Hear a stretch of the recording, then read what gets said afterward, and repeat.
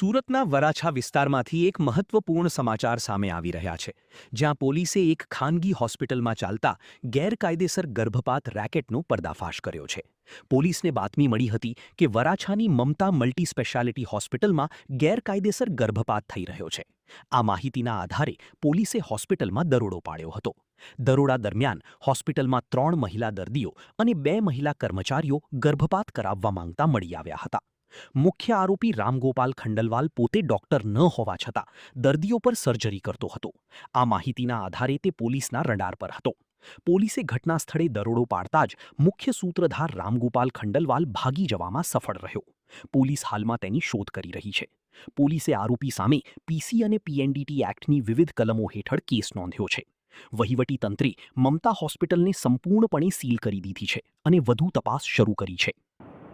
એ જે સંચાલક છે રામગોપાલ ખંડેલવાલ કરીને એમના દ્વારા એ ચાલતી હતી અને એમાં માનનીય મંત્રી સાહેબ હેલ્થ મિનિસ્ટરની ઓફિસમાંથી અમને જે ઇલીગલ પ્રવૃત્તિઓ ચાલે એનું અમને માહિતી મળી હતી અને એમનું લોકેશન અને પેશન્ટ સાથેની જે પ્રૂફ મળ્યો હતો એના ધ્યાને લઈ અમે તરત જ ત્યાં અડધો કલાકમાં ત્યાં હોસ્પિટલમાં રેડ કરવામાં આવી છે. ટીમ દ્વારા ત્યાં ચકાસણી કરવામાં આવી હતી.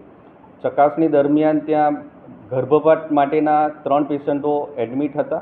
એમનું ડિટેલમાં નિવેદન લઈને જે ઇલીગલ એક્ટિવિટીઝ કરવામાં આવી હતી અને બંધ કરવામાં આવી હતી અને જે પેશન્ટોને વધુ સારવાર માટે સિવિલ હોસ્પિટલમાં પણ સુરત ખાતે મોકલવામાં આવ્યા હતા. અને આ જે હોસ્પિટલ છે એ પહેલાં પણ 6 નવેમ્બર 2025ના રોજ ત્યાં રંગે હાથ ઇલીગલ એક્ટિવિટી માટે પકડાઈ ગઈ હતી અને એમના અગેન્સ્ટમાં કેસ કરવામાં આવ્યો હતો.